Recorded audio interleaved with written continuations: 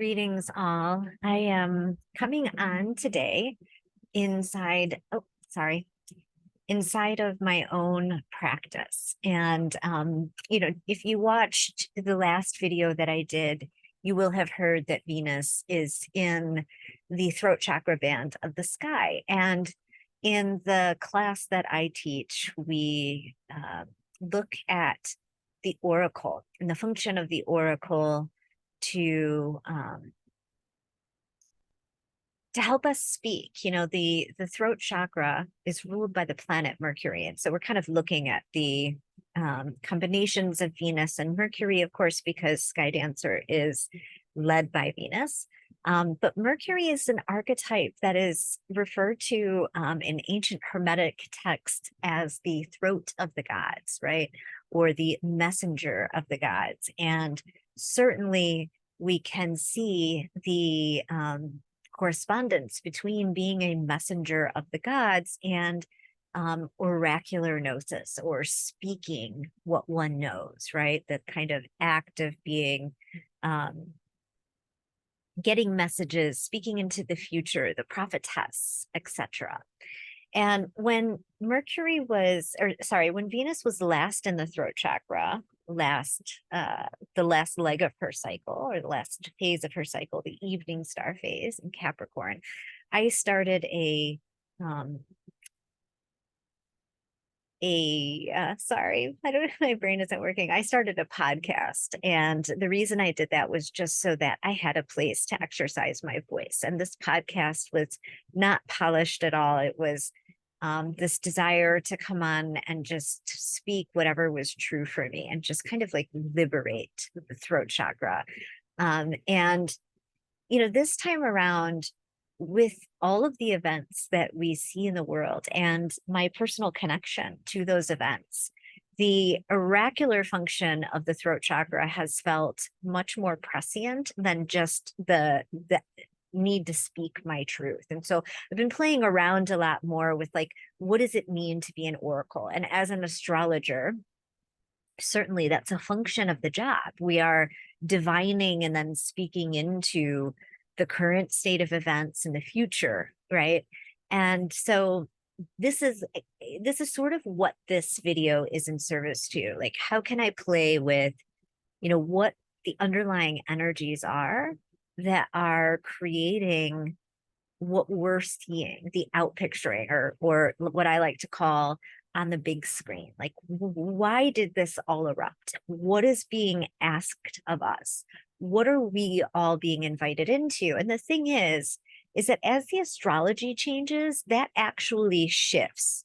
So what we were potentially being invited into as witnesses, right? Or as yeah, I mean, I love that function. It's something else we're talking about in the throat chakra, is that not only does,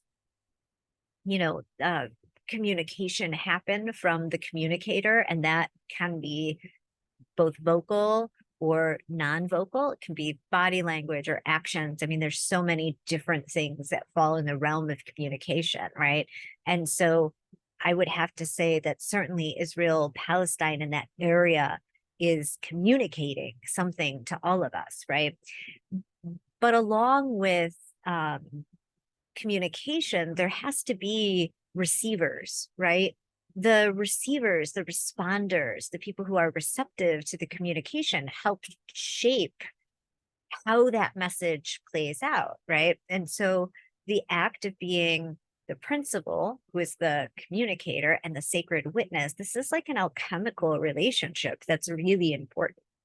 And so I've just been interested in witnessing, tracking, sense making, if it's at all possible, what it is we're seeing, what we're being asked, what's being asked of us, like, what's the invitation here? And I'll be honest, like, there's the answers aren't as overt as I'd like, or potentially they're so overt, it's uncomfortable to speak into them, right? Because we've all got our own embedded beliefs and embedded stories and embedded dogmas and ideologies that we are bumping up against, right? That are being called to um, be looked at. And especially now in this moment, as the sun has finally traveled out of Scorpio, which was a time of deep revelation.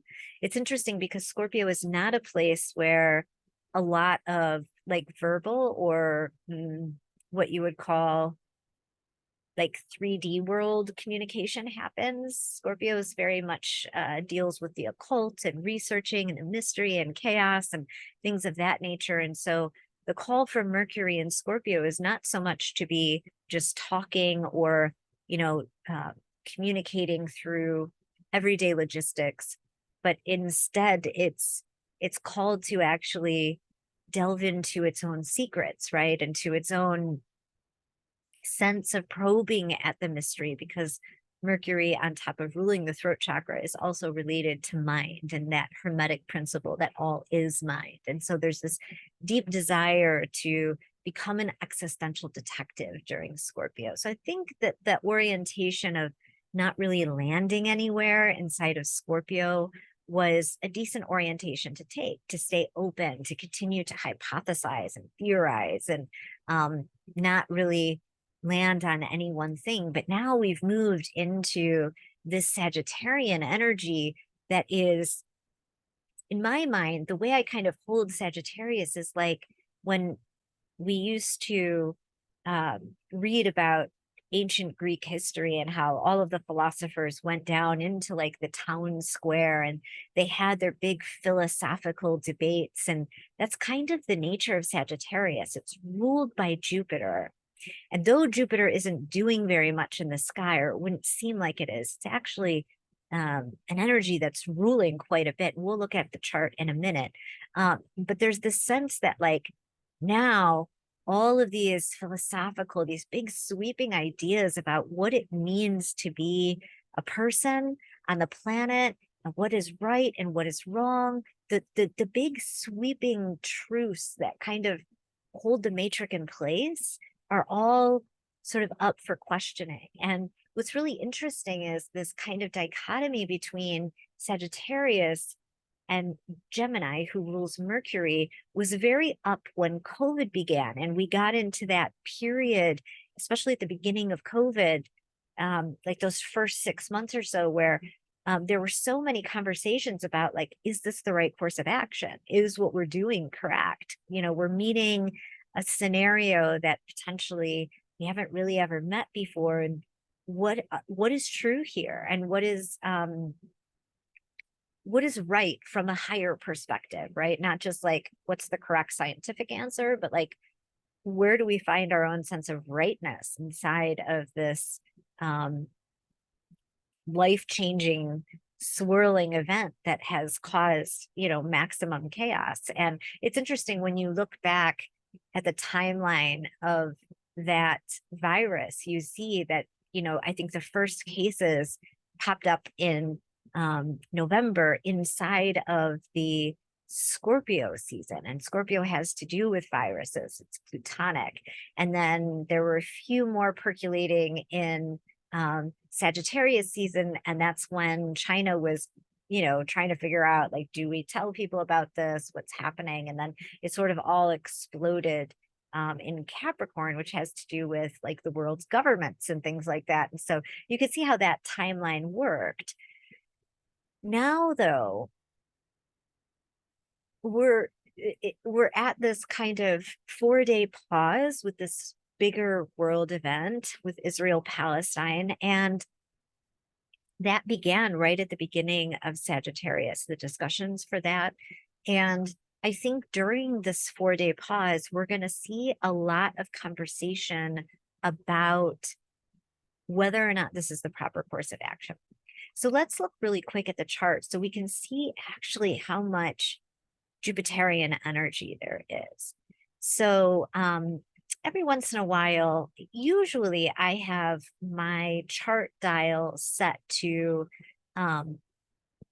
something called the decans. So this outer wheel will show what decan the planets are in. But there are other types of outer wheel rulerships that we can use. And this one happens to be called terms or bounds. And this is the Egyptian version of that.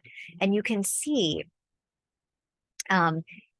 this is this outer wheel. And so what they tell us is like, oh, when the sun or Mars is in the first degrees of Sagittarius, it has a Jupiterian influence, or this Mars and this sun become like the nature of Jupiter. Now, that's true anyways, because this Mars and this sun, and even this Mercury are inside of Sagittarius. So these are like these different layers of energy that we're looking at. And like I say very often in charts, we're looking for double resonances. So, you know, an archetypal combination might be saying one thing, and then we look at another place in the chart and there's a similar theme with different archetypes. And so we're looking for those resonances between the two to tell us what are the most prevalent themes. Because if we see these repeating resonances, we know that all parts of the chart are sort of pointing us towards a specific thing. And in this case, although Jupiter doesn't seem to be making a whole lot of connections right now, we have Mars, the Sun, and Mercury in Jupiter-ruled Sagittarius. We have Saturn and Neptune also in Jupiter's signs. We can see that, darn, my screen is touching this. I believe that right now Venus this is a Jupiter-ruled term. My Zoom right now, this bar up at the top is covering the top of my wheel. Yes. Okay. Sorry, I was able to move it. And then we also have a lot of Venus ruled energy as well. So we've got this kind of like Venus, Jupiter energetic going on, because now we also, when we look to Jupiter, Jupiter is in a Venus ruled sign along with Uranus. We've got Venus in her own sign. So that like elevates Venus's action or energy on the planet. And then when we look at the node, which is conjunct Venus, we see that that node is going into the term of Venus. When we look at Saturn, who is squaring these planets, we see that Saturn is in Venus's term down here. And so, you know, what it actually does is it brings into focus that there's something about Jupiter for us to look at. And so in my like desire to divine, you know, to do some kind of divination, I have been sorry, actually I want to keep this screen up. Looking at other things aside from the chart that I feel are just as powerful, and you know, equally as powerful as astrology. And so one of the things that seeing this chart did for me was it made me think of the temperance card, and like, what does the temperance card, which rules Sagittarius, have to say about this moment now? And so for a second, I just want to look at that. So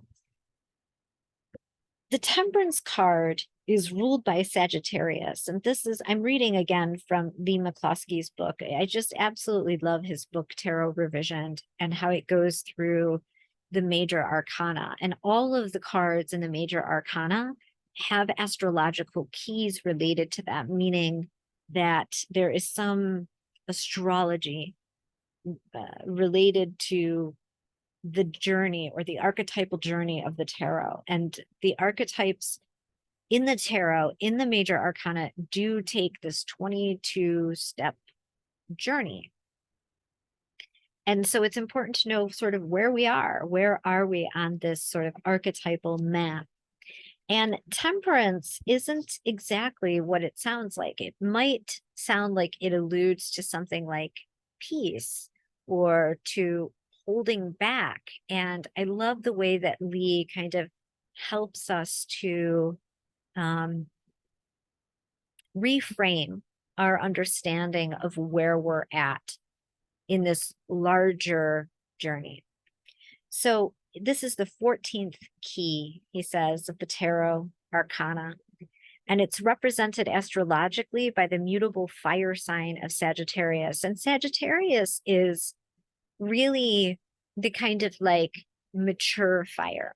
We begin the fire triplicity in Aries, it moves into Leo, and then we come to the sign of Sagittarius. And so there's something about a higher consciousness, a higher fire consciousness. And the idea of mutable means exactly what it says. It means there's this capacity to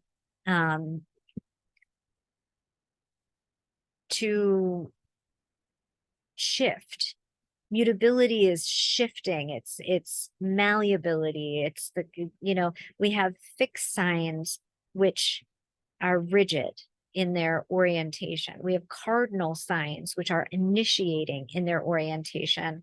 And we have mutable signs, which means they're impressible. We can impress something upon them. There's a softness to them, or malleability. So having said that, sorry, I turned my camera off because when my computer shakes, it turns my camera off anyways. And I thought that that might be distracting because this book is going to jostle my computer a bit. Sorry. So hopefully you can just listen and it's not too distracting to have the computer off. So Sagittarius, we know, is associated with exploration, higher learning, teaching, philosophy, somewhat like ideology or religiosity, because Jupiter is related to spiritual themes. It's ruled by the Hebrew letter, which is important. The Hebrew letters all have to do with creation. So they actually like are a container of manifestation, each letter. The Hebrew letter is Semekh, Samekh, and that's attributed to temperance in that it means something like a tent, a peg, or a brace, and it suggests that which supports or preserves balance, almost like a fulcrum, and it maintains life. So there's something here that supports balance and maintains life that's important for us to pay attention to. The quality of wrath, which is interesting, is associated with Semekh, expressing the tremendous force and volatility underpinning all of creation. What's interesting for us as people who follow the Venus cycle is this Venus cycle was seated in the fire sign of Libra, and the overarching kind of archetype that we've been working with is Sekhmet. And if you hear in the name of the Hebrew letter Semekh, it's almost an inverse. There's a way it's phonetically related. So this quality of wrath Sekhmet has is that she literally gets drunk on the anger that she has at people not practicing or engaging with Ma'at anymore. And Ma'at being her father, Ra, the sun god's cosmic tenets or cosmic law. And so people are betraying the natural order of things. And her father then, Ra, is losing power. And Sekhmet gets very angry when she sees this, and she gets drunk on her rage and on her wrath. So I just wanted to tie that in to our overall understanding as those of us who are devotees of Venus and the divine feminine, to understanding that there is something related here. There is something for us. There is a place for the feminine inside of what's happening. So this quality of wrath is associated with Semekh, expressing the tremendous force and volatility underpinning all of creation. And we know that when we tap into the story of Tiamat and that primordial lake. This is an all-inclusive vitality, and it's closely interwoven with aggressive, creative, and unpredictable qualities of the psyche. This archetype leads the individual towards utilizing its dynamic energies for the purpose of breakthrough. And if you'll remember at the new moon in Scorpio, we talked about the Tower card and how the Tower card helps to break up ossifications and crystallizations inside of the system, places where things have begun to rot because there hasn't been movement. And we applied that to the situation in Israel, Palestine specifically, in that the peace deal or the situation, at least for the Palestinians, has kind of been just sitting around and not being tended to. And so therefore it's gotten sort of like crystallized or rotten on the vine. And at that time in Scorpio, the idea of sort of a rot or a putrefaction aligns with the energies of Scorpio. And so this archetype leads the individual towards utilizing its dynamic energies for the purposes of breakthrough. So coming right on the heels of the Tower card, this makes sense. So continuing to dive into that deep, chthonic, now fiery realm is important. The heat that heats things up to break up those crystallizations and ossifications, important. So the encounter with the temperance is connected to, Lee says, the passage through the dark night of the soul, because it often involves a lesson of self-undoing. And we can certainly see that when we look at the question of what's going on overseas. It seems like the impetus for this latest round of aggression was a form of self-undoing in a way. Like it didn't make a lot of sense. And people have been asking the question, why would H group, we'll call them, because I don't want to be censored. I want to talk about the deeper themes here, and this is not really a political conversation. Why would H group do what they did, knowing that it would incur wrath, knowing that it would bring a harsh punishment down upon it? And my estimation of that question has been because nothing was moving. And so they did what they did, as awful and horrific and barbaric as it was, to create some kind of movement inside of the issue that had been sort of left to rot. Not that it's justifiable, that's kind of where I think the why comes in. So this path is called probationary, he says, insofar as it involves the testing and tempering of what one believes to be real or true. Too often one can be lulled. I'm going to see if I can turn this on without turning the camera off. Sorry. Too often one can be lulled into a rhythm of well-constructed beliefs that stagnate rather than grow. And I have to say, I see that inside this conflict, but of course we can also always, as above, so below, as within, so without, we can always translate the wider screen, the big screen picture down into our own lives and see where our own beliefs have stalled and been lulled into a specific rhythm. Of course, this goes back to that idea of crystallizations around beliefs, but there are many people that in this wider conflict have sort of allowed the status quo to sort of be okay. And inside of justifying the status quo, they have, whenever we need to justify something to our psyche, we cultivate beliefs that crop up and then hold that justification in place. And I think that happened with a lot of people. Like I know a lot of people who live in Israel who certainly would be open to peace. They don't necessarily have any inborn hostility towards Palestinians. And because things weren't moving, instead of relating to what was happening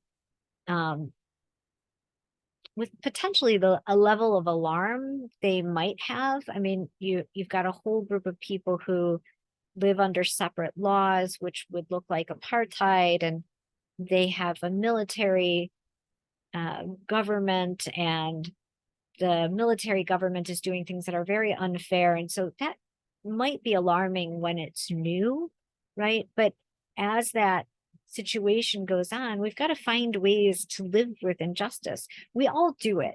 So it's not to demonize anybody who's done that. We do that all the time in our daily lives. If you start inspecting your daily life and look at things that were at first intolerable to you or intolerable or felt unfair, you will look and see that you have found ways to live with them, like you've found ways to make them tolerable. So he says here, thoughts and feelings then become automatic and reactive and memorized. And I mean, to me, that speaks to the well-worn sort of neural pathways in our brains. It's like the issue has this well-worn path. It's got this well-worn justifications, well-worn talking points, well-worn beliefs, and voila. Unless we are significantly challenged in them and challenged in a way that's actually effective versus like that head-to-head challenge, those beliefs don't shift. We don't inspect them. They become automatic. They almost get relegated to the realm of the unconscious. So tension between resistance to change and the dynamic outward thrusting of creative imagination creates conflicting impulses. So that felt like a mouthful. So let's break that down a little bit. The tension between the resistance that we have and the dynamic thrust, and the resistance comes when our automatic impulse is challenged. We actually resist that, and that is something that contributes to the crystallization. So the tension between the resistance to change and the dynamic outward thrusting and creative imagination creates conflictive impulses. And so he's saying there's the resistance to change, and then there is like an impetus, something that happens that all of a sudden creates the need, is the impetus for this dynamic thrusting outward. And we saw that with the tarot card. Remember, that was like a phallic symbol, the penetrative symbol, the thrusting outward of these creative. And so now what we're being asked to look at sort of with the Temperance card is the tension, like between, and to put our focus on kind of a finer place, the tension between where we want to hold on to outdated beliefs. We see with the Tower card how the crown in the Tower card, there are men that fall from the top of the tower. They're guarding the tower. And for me, that always reminds me of like the crown chakra, the area of our beliefs, and where the men fall down are like the guards of our beliefs. And so all of a sudden, like our crown is left unguarded, and there's potential inside this tension that the Temperance card is speaking about for new beliefs to come online. So these can erupt, this like dynamic thrust. It can erupt into a profound dark night of confusion, fostering a period of desolation and existential anguish. And I'll tell you, I have really been there. I have been in this spot as somebody who is interested in this area, who's got a vested interest in this area. It's not just the Israeli side that has to find ways to be okay with and to live, right? Like also people who live in the West Bank, my family, it's like you've got to find ways to thrive despite the ongoing issue. And so for me, it's like I had found a way to hold this that was tolerable, right? Like, and that didn't leave me in a state of hate or anger. It just kind of left me sort of ambivalent. And you do that in order to survive. And so when this erupted, I was orienting to it like that, like in my very balanced, kind of nuanced, it's complicated stance. And as I have continued to watch with horror what is happening on the big screen, my beliefs have shifted and they've become more radically, I mean, say there's still some nuance there, because I absolutely believe that a third way um, must be invented or created at this point. We can't keep ping-ponging between these two, but I am becoming much more firm in my sided stance, in a sense, because things have been so horrific. Anyways, let me go on here. So for me, I guess my point is, and I think for a lot of people, that there's been this sense of anguish, right? Like we're watching what's happening, we're kind of helpless. Regardless of what side you're on, this side, this particular conflict, the sides mirror each other. So it doesn't really matter, if you have a vested interest in one side or the other. These themes are similar. It always works like that. I've been watching this conflict as an adult and interested in it for 20 years. So like taking an intellectual view of it. And I've seen this mirroring capacity throughout.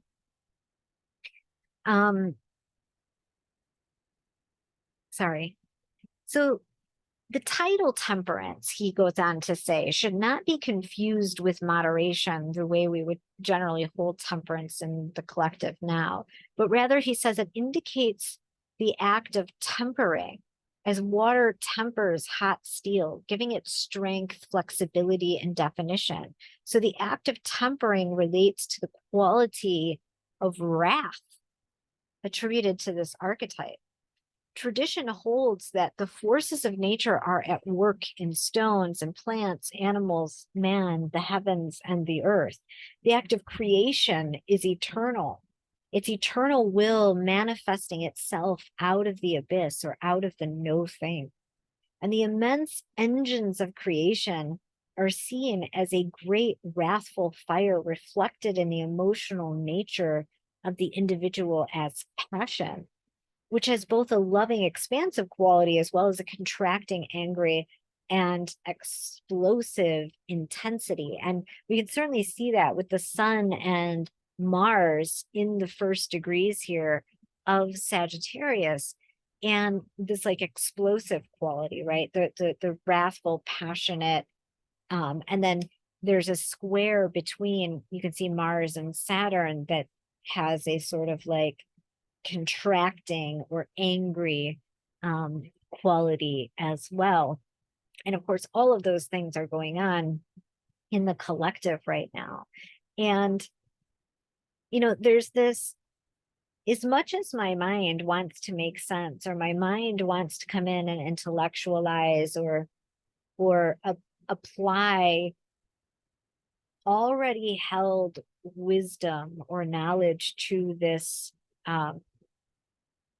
conflict to help it work itself out, all of the energies have been pointing to this cyclical, evolutionary, underlying kind of chthonic, cathartic, eruptive, natural energy being unleashed in the area, like as if the winds of change are sweeping through, and there's not really a whole lot any of us can do about it while it's in this particular momentum that is sweeping through and causing untold damage, trauma. I mean, I don't say that to minimize the level of destruction and hurt and pain that it's causing. It's just that the background, this conflict takes place on these different levels and layers. And I've been talking to my own teacher, we have really deep, fascinating conversations that I love. It really helps me to contextualize the fact that figuring out does it only, like, you figure it out like on the human level, for instance, but then there's still the spiritual level, and there's still the evolutionary level, and there's still the, like, hyperdimensional level. And so it's like there really is on one level of this conflict, like the energetic thrust of the conflict has something running through it that is primordial, right? It's primal, it's animal like, it's no brain is what I mean. So the poet, the painter, and visionary William Blake, this is what he writes, wrote, "Without contraries, there is no progression. Attraction and repulsion, reason and energy, love and hate are necessary to human existence. And that the tigers of wrath are wiser than the horses of instruction." Now that's important, and that sort of neatly sums up what I've been saying, is that, like, that impulse that runs through with no mind is more important. It's wiser in a sense than the horses of instruction, which is the mental realm wanting to intellectualize things. And so what he says is temperance involves assimilation of the contrary impulses of attraction and repulsion, love and hate, wrath and peace, which are at the heart of the continual pulse of creative inspiration. Self-doubt, yearning, anguish, and desire are all in there. And so society, education, racial, national, religious identity help create the outer model within which one tries to gain a sense of identity. Their influence, these outer things, which can all be seen as the tower, in a sense. We build a tower to society, we build a tower to education, we build a tower around race. These are all ideas. Their influence helps us organize the disparate impulses informing one's inner experience. But this is only one half of the human equation, that one can be controlled and maintained by conformity and belief, the tower.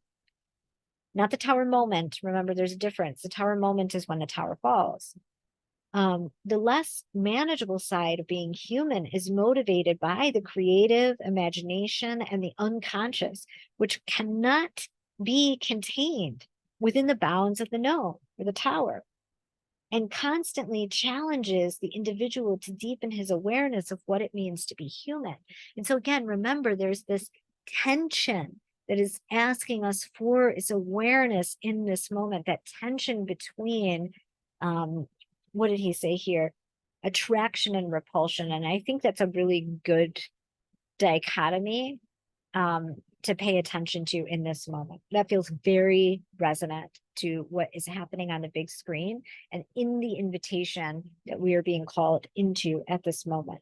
So temperance, what it does for us, and what I have been beating my drum about, considering that Neptune has been so active, and the moon and the nodes and all of those things have to do, there's a resonance between all of them, and the fact that there's the veiling and the unveiling, right? The hidden and the revelation. Temperance always leads away from self-delusion and narcissism towards the light of the mind, which sheds true illumination, not self-reflection, not projection, but true illumination. And one of the most difficult obstacles to overcome in pursuit of inner knowledge is the tendency of imaginative faculties to create the impression of truth that is in all actuality no more than a reflection of one's own beliefs, desires, and opinions. And that goes back to what we were talking about in the beginning, in so much as that people have these automatic memorized responses that crop up around intolerance that they can't meet. And so in order to meet it, they create these fantasies and imaginative, or they get dulled, the senses get dulled around that thing, or we become desensitized to the offense of it. And so we create fantasies, and then those fantasies look true. And in all actuality, those things are no more than a reflection of our own inner world and where we have landed to make the indefensible justified.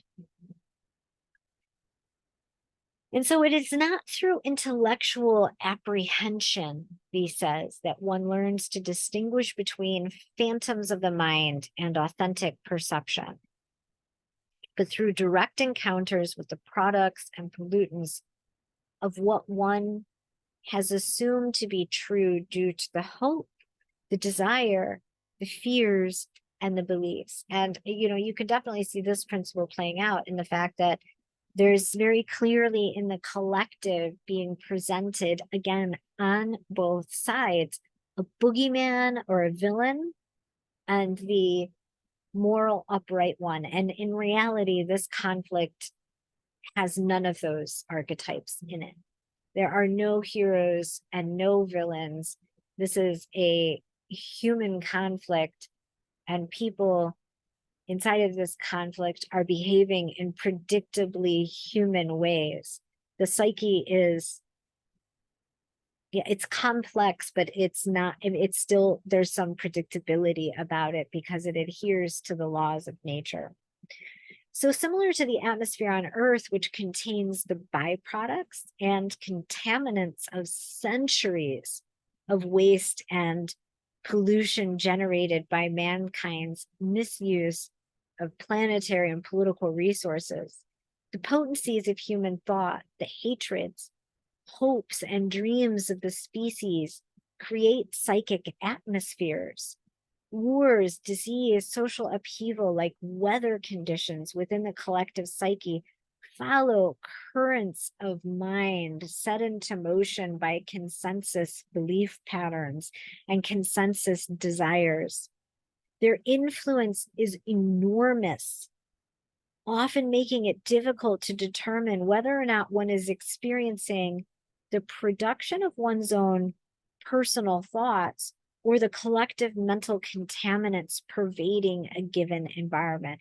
So what he's saying is like the thrust of evolution and the thought forms that have cropped up around, or the thought forms, meaning like the stories that we have used to narrate the evolutionary outcomes of the thrust of creation. It's hard to know if we're having our own thoughts, if we're standing sovereign inside of our own thoughts, or if we are following the collective thought forms that have cropped up with this huge evolutionary thrust that's been created over millennia. And I'd say that that's definitely true for all of us, especially when you're pigged into these sided events. And like I've said, I found myself moving from a much more open stance when this began into a more sided place. And every time I land inside of somewhere sided or righteous or whatever, I have to check myself because I know that at that moment I'm identifying with the collective thought forms rather than my own sense of gnosis, right? And that's why I love doing these. And I have really liked playing the role of the oracle because it helps re-establish a connection to our own gnosis and to our own understanding of the deeper energies that are at work in the background. And so what he says is everyone has, to some extent or another, experienced the exertion, right? So this is an energetic word, how the forces are exerted on us, of mental fields, feeling at peace in some settings while ill at ease in others. He quotes Lord Buddha here saying, "You are not your thoughts. You are what thinks." And so that's that setting us back into our own gnosis. Temperance is a direct experience of discerning that thoughts like waveforms, this is temperance, it's a direct experience of the discernment, he's saying, that thoughts like waveforms flow through individual awareness. And if the thoughts are held onto, they're amplified and personalized. If recognized as transient, they will dissipate, lessening their influence and allowing the individual to navigate more deftly between the real and the illusory. And so what's important about this is that idea that I just spoke to about, having our own gnosis, coming back into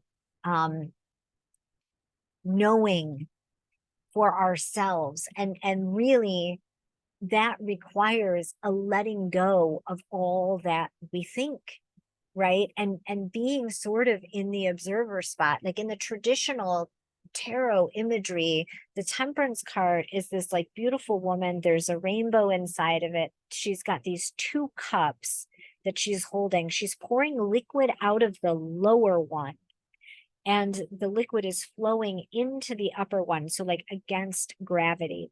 And the purpose of this imagery, or what it is symbolizing for us, is that like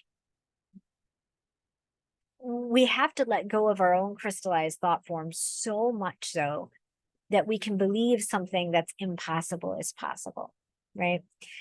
And one of the other things that understanding that there's this Jupiter, which is very expansive, and Sagittarius, which is mutable, like we said, it's malleable. And so there's this real need for information to flow into sort of an open, malleable container, which is our minds, right?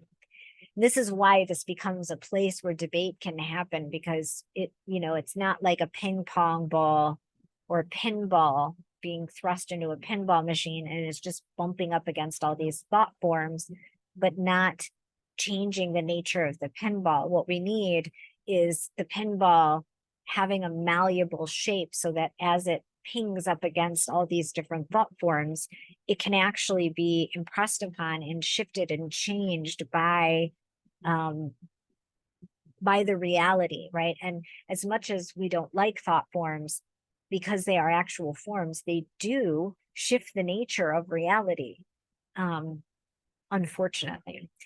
So one of the other things that I want to talk about, and I've been studying, is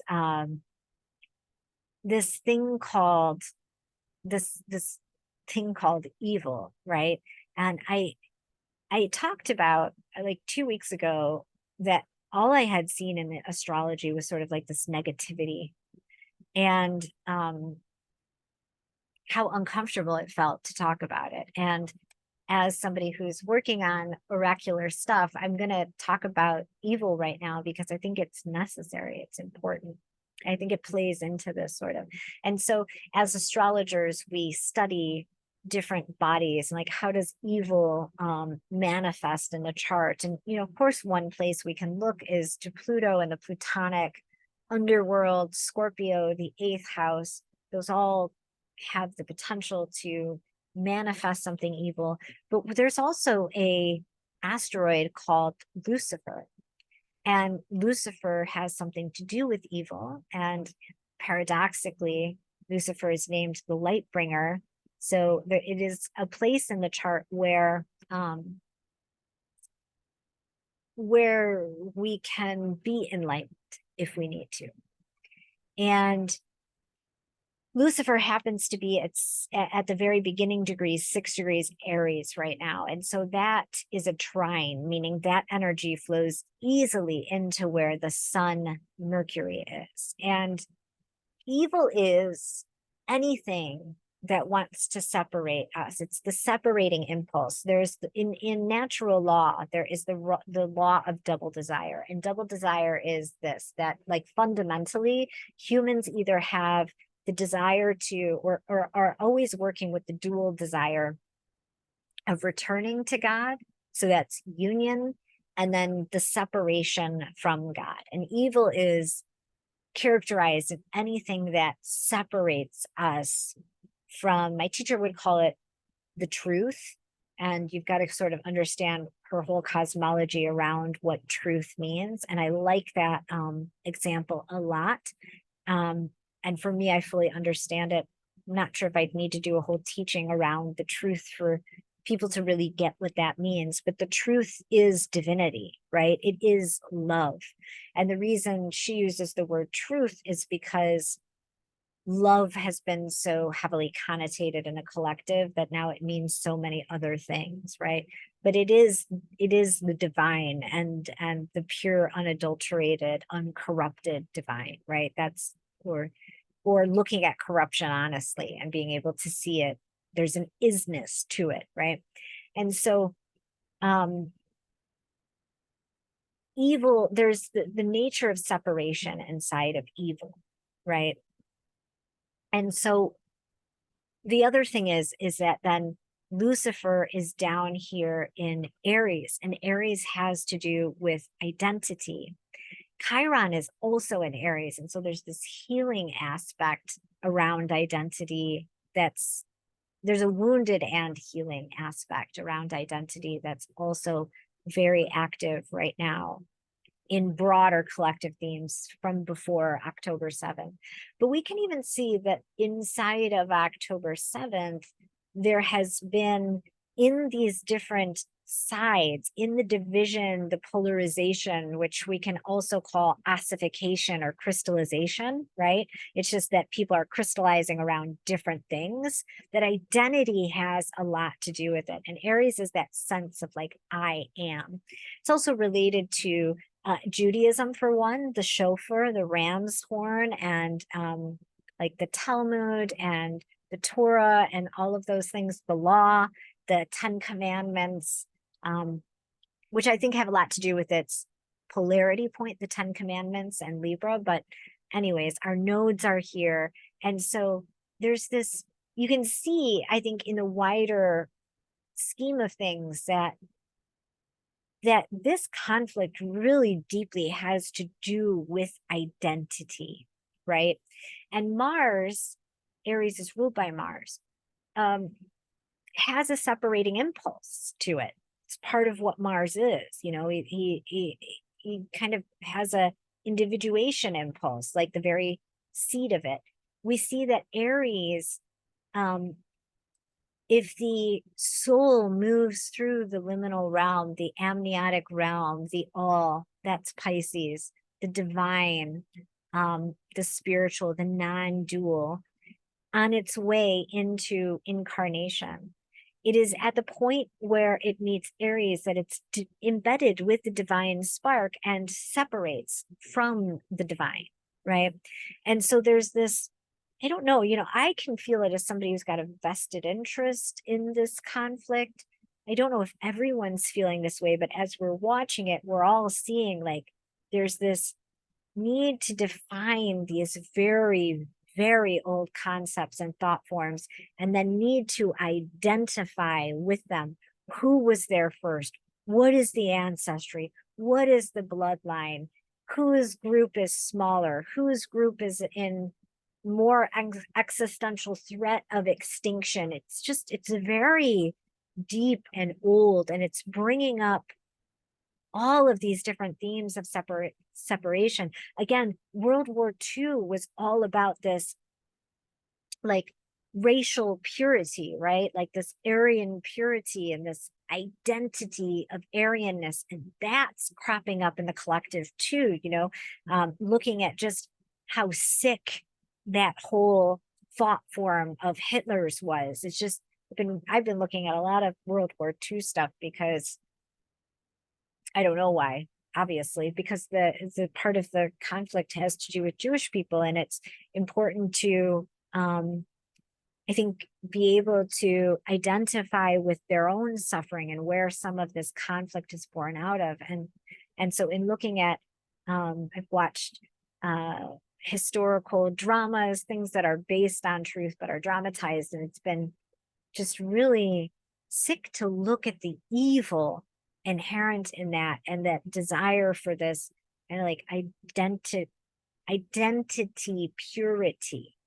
I don't know if I'm saying that right, And whenever you're looking to purify something, separation is inherent in that. Like, if we can't have gypsies, Jews, gay people, blacks, I mean, any other people inside of our collective space, that's separating.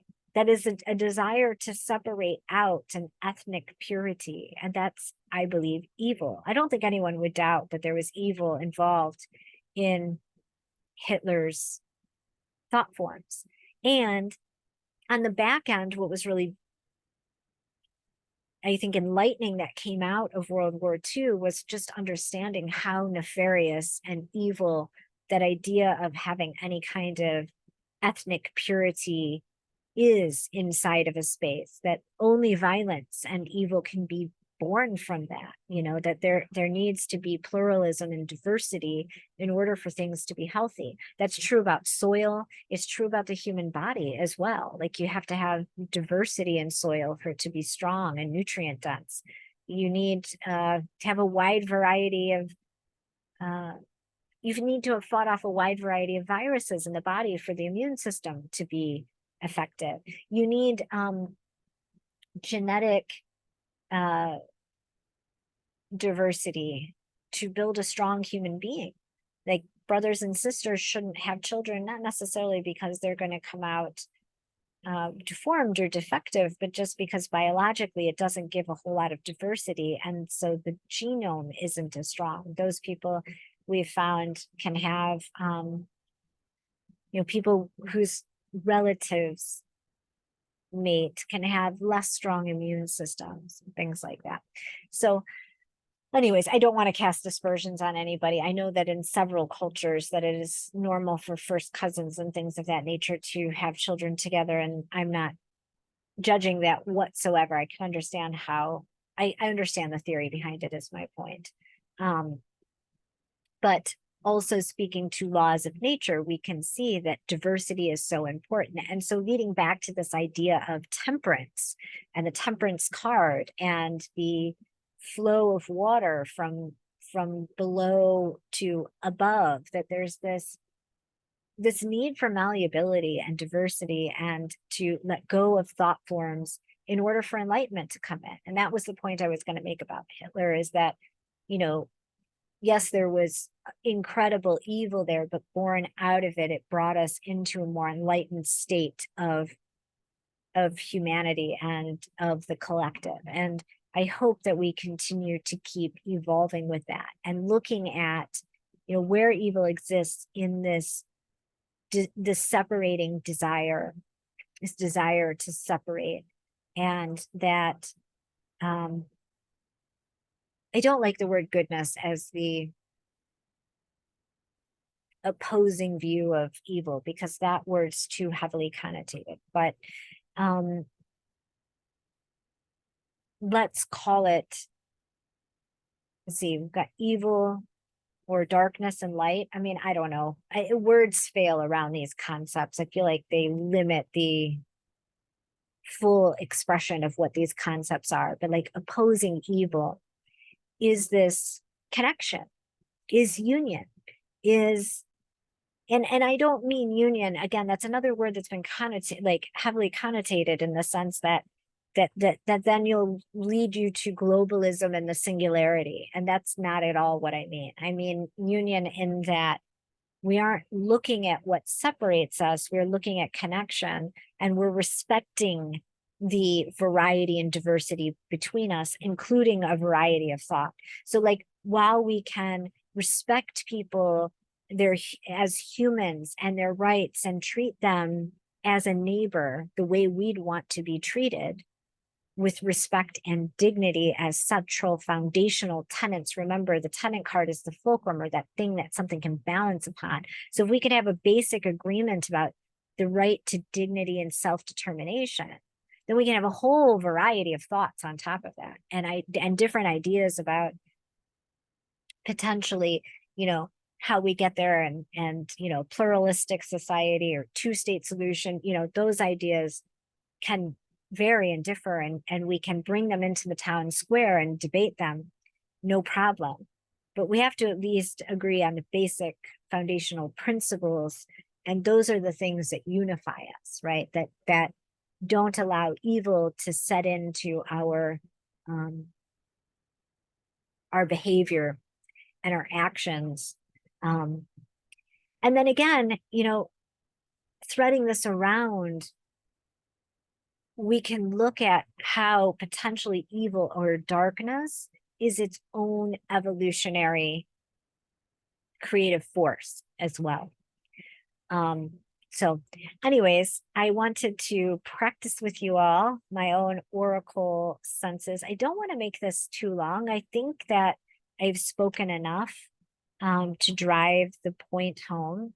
Essentially, what we're looking at with the sun and Sagittarius and Mars here is, letting go of thought forms, letting go of with Jupiter and having conflict around Jupiterian themes. It will be conflict around political, moral, ideological, spiritual, ethical, philosophical, intellectual. These are all the ninth house Sagittarian themes, right? The compass that orients our life. And so I think we will feel conflict, tension, like we talked about, attraction and repulsion. And I think the idea is actually not to bypass any of those things, but to go into them, feel the disgusting reviledness, the repulsion, feel what attracts us, grapple, wrestle. These words have come up for me again and again recently. So with the sun squaring Mars, Mars squaring Saturn this week, things can devolve into rigid, principled, fixed beliefs and dogmas. Saturn rules like crystallization, this idea of crystallization, dogmatic stuff, contraction, doctrines, just this idea of these things clashing with the more sweeping, elevated, exalted things of like philosophical beliefs, and how we arrive at those through being open-minded and becoming enlightened, Sagittarius. And so that being in and of itself an evolutionary tension, dogma versus like open-mindedness, doctrine versus philosophy. Those are different things. And so we get the idea that like extreme ideas are at work right now, but Jupiter being in a Venusian sign is in a sense asking us to soften our stance. And so if this is in our personal lives, and we're feeling this kind of thing arise, or, like we said, everything happens on different layers. And so whatever's happening on the big screen is manifesting in smaller ways in our own lives.